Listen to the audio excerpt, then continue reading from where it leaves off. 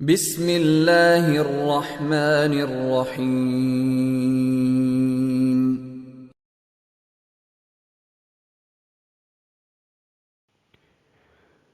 حضرت عائشہ رضی اللہ تعالی عنہ سے روایت ہے کہ حضور اکرم صلی اللہ علیہ وآلہ وسلم تربوز کو تر کھجور کے ساتھ ملا کر کھایا کرتے تھے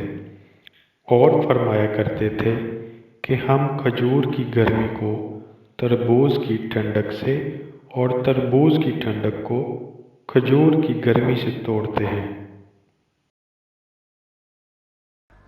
سبحان اللہ سبحان اللہ سبحان اللہ سبحان اللہ سبحان اللہ